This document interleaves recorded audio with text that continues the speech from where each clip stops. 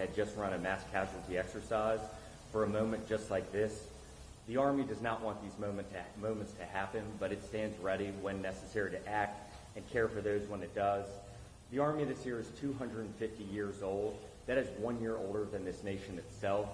These American soldiers highlight exactly what the Army has meant to this country. It has been there in some of the most traumatic moments of this nation's history, and it has been resilient, stood strong, and acted on behalf of American citizens. I just want to thank this community. It is absolutely unbelievable to me the speed with which law enforcement officers showed up, paramedics showed up. We had so many people showing up within the first hour that we actually had to stage some of them away. We are so grateful for this community and all that it does for our soldiers and their families. The investigation is ongoing. I imagine a lot of the questions we'll take will be related to that. We will not be able to answer some of those questions, but we are going to do a deep, hard investigation. The findings will be transparent. They will be released to the American public. We commit to you that anything we discover during the investigation that can make this base and other bases like it safer, we will act on as quickly as possible. Now I'm happy to take questions. Standing beside me, I have General Lubas, the Division Commander, and Special Agent O'Connor from Criminal Investigation Division. So let's kick off with some questions. Mr. Secretary, Robert Council of Time. Hey, Rob. Hi. Will there be any efforts by the DOD to harden the entrances to installations to look for things like personal weapons coming in and out of base? We are constantly looking at our security protocols on all of our bases, both in CONUS and around the world. We absolutely will want to learn from this investigation. We do not want something like this to ever happen again on an Army base. And so if there are things we can do to improve safety, we will take those steps. But right now, we're really early in the investigation. Mr. Secretary, Yeah. Faith Lubas with ABC Hey, News. Thanks for being here. How did the suspect get a gun, his personal gun, past security onto the base and to his workplace? Faith, as I just remarked to your colleague, we are still early in the investigation. The shooting happened yesterday. CID, I can have him come up and tell you what we've learned so far. Our commitment is what we learn will be disclosed. It will be transparent. Justice will be brought on behalf of these victims and the community that was harmed. Hey, good morning. As the Secretary mentioned, this is still an active investigation. We are still processing the scene with all the resources and capabilities that the Army's Criminal Investigation Division has to offer, which is immense. We have surged people from this entire region. In light of the fact that we're still processing, I'm going to have to defer that question for now. Is it normal to have a personal gun on base? No, that would be a violation. And next question. Mr. Secretary, Ryan Young from CNN. Hey, Ryan. How you doing? You got a chance to meet with families, and obviously we won't have that chance. You got a chance to meet with them, talk to them. You seem very proud of how everyone reacted. Can you tell us what that was like being with families? What's the state of it in right now? Share with the public who's concerned about these folks who obviously please serve. Ryan, was heartbreaking, sitting in there and seeing their soldier, their daughter, sitting behind them, struggling. Our hearts broke with them. We tried to hug them. We tried to convey from the President and the Vice President and the Secretary of Defense that our entire nation mourns with them. We stand behind them. It has been only a couple of hours for them. I think they are still processing through it. But what we wanted to convey is we will be here with them every single step of the way. The United States Army is committing every resource we need to get these soldiers back into their formations as quickly as we possibly can. And then one of the things that we had said at the meeting earlier with the soldiers from this unit is, General Lubas and I were reflecting on this in the car ride. These kind of moments, especially if you've deployed, you've gotten to see them more frequently. The trauma from them often doesn't hit for weeks or months on it. Like it doesn't come as quickly as you might think. And so what we try to encourage for all of our soldiers is to speak up, lean on each other, lean on your leadership, and we will provide the resources, the care, and the love that they need to recover. General, can you bring us real quick just about what it was like to meet with those families as well? Yes, sir. Thank you for the question. It's heartbreaking. It's painful to see them struggling with a wounded family member. They expressed that they were incredibly proud of their soldier, as we are, and they asked for prayers, so we appreciate all the prayers that have been sent our way, and we would ask you to keep them coming. General Lubas, Priya Sridhar with NBC News. Yes, Scott Edwards with CBS News here. Quick question for you. Can you describe the condition of those who are injured? I know that they might have been some updates. I know the general you said yesterday they're expected to be okay, but just nature of the injuries is like? Yes, sir. Thank you. Of the 5 wounded soldiers, 3 were released yesterday, which is amazing considering the circumstances and the ranges at which they were engaged. 1 soldier remains as an inpatient here at Wynn Army, right here on Fort Stewart. She's doing very well in high spirits. Of course, she's got a little bit of a road to recovery. We're hopeful she may be released as early as this weekend, but that will just depend on how things heal up over the next couple days. And we have 1 soldier that remains at Savannah Memorial Community Hospital, who I visited with the secretary this morning. She's got a little bit longer road to recovery. The doctors are very positive, but I think it's going to take her a bit longer to recover, but they're very hopeful she's going to make a complete recovery. General Lubas, this is Priya Sridhar with NBC News.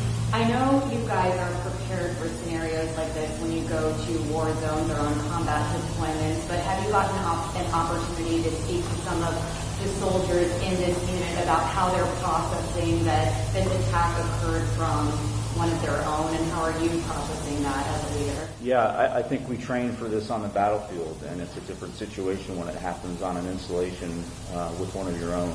So I think over the upcoming days and weeks, as the Secretary said, people are going to process this and work through this at different rates, and we know we've got to keep a very close eye on them. We've got to wrap our arms around them. We've got a great community here, a great response. As you saw from all the folks the Secretary recognized this morning, the support from the local community, just amazing. So we feel that this demonstrates that we trained internally for the worst case scenario, and our doctors and our medics and our soldiers responded exactly as we trained them to do. And now our job is to make sure that we care for them as they work through this. Thank you. And I just want to recognize behind me to the right, these are the 6 soldiers we were able to recognize today. And they, I mean this as sincerely as humanly possible. I and the administration, President Trump, could not be more proud of them. They are everything that is good about this nation. They are the best among us in our country. They are the best among us in the Army. They acted in a way that I think all of us hope we would under fire, but they did. And so we are just so incredibly proud of them. We are so grateful for them. And one of the things we told them and their colleagues is that we will stand with them as long as we need to get them back where they need to be. Russ Bond with the AP. Can you all give us a sense going forward what's going to happen next where the criminal justice process goes? Has the suspect been actually charged yet? If so, what charges are you facing? The military system wants to. It does. Suspect is currently in custody, and we are working through the Military Uniform Code of Military Justice process at this time. Is he going to be transferred to a military detention facility? That is likely. Do you know when or which one? No. You also talked about processing the scene. Can you tell us what's going on today with processing the scene? I would imagine you're going to showcase any pictures. Can you just describe that for us? Certainly a tragic scene where our soldiers train, but the process of a scene would normally encompass digital evidence, forensic evidence, trace evidence, all of those things which our team is currently doing. And was this captured on video since it was inside the facility? I can't comment on that at this moment. Just a point of clarification from yesterday. We were told chain of command was not aware of the arrest for the DUI off base. Can you explain if you had been aware what the procedure would have been? Would he have been disciplined? Would he have been taken out? Because we are one day into the investigation, we can't reveal those kinds of things. I think what we try not to do is speculate or do hypotheticals, and so each soldier, each instance, we take very seriously. Something like a DUI or another issue that could occur in the community, that impacts how we treat that soldier in our formations. We want holistically powerful and controlled and competent soldiers, and so we are constantly reflecting on our mechanisms and procedures as an Army so that we're able to capture that information and hold soldiers accountable. Are they usually disciplined after an arrest? It varies based off the case. Any other questions? We got time maybe for one more question. Yeah. Jill Kovac from the Atlanta Journal-Constitution. General, could you speak at all, just to give some insight at all on the acts of bravery that you've heard about in this episode? Yeah, sure. I think, as the Secretary mentioned, we have 6 incredible soldiers behind us, but this is just representative of the larger formation. Once the shooter was identified and a threat was identified, we had soldiers that immediately raced and tackled that soldier, wrestled the gun away, subdued him. A second non-commissioned officer jumped on top to further restrain him until the police could arrive. And then simultaneously, no one hesitated. Most of these soldiers behind me and others in the crowd immediately started applying first aid and, most importantly, stopped the bleeding. And when we spoke to the surgeons in the hospital, it was clear that the actions they took, primarily stopping that bleeding before they were loaded up into ambulances and quickly evac'd to Win Army Medical, certainly saved their lives. Are they back to work today? I'm sorry, Are who back they to work? back to work, or are they taking some time off? Well, today is a day that we focused on bringing the brigade and the unit together so they could support one another, so we could, of course, get right back at it, but it's also a day where we're going to focus on ensuring that they're getting the support they need. General Thank you. Lubas, can you give us a general sense of how long this all happened from that first shot fired to when your brave soldiers were able to tackle the gunman? I can. It was an incredibly fast response, and I do attribute this to the training that this installation has done and the teams here have done. So at approximately 10:56, the incident was reported, and that went out over sort of an all-calls net. That triggered a lot of responses. That triggered our installation emergency medical services, our police, our fire, our emergency medical services to respond. But it's also monitored by the local community, and then we requested assistance. At 11:04, we initial lockdown of the installation. So that was pretty quick. That wasn't me. That was the director of DES and the garrison commanders that immediately made that right call and that decision. At about 11:09, emergency personnel were dispatched to treat the wounded. At 11:35, the shooter was apprehended by the soldiers and the law enforcement. Several behind us and several in the crowd that we recognized earlier.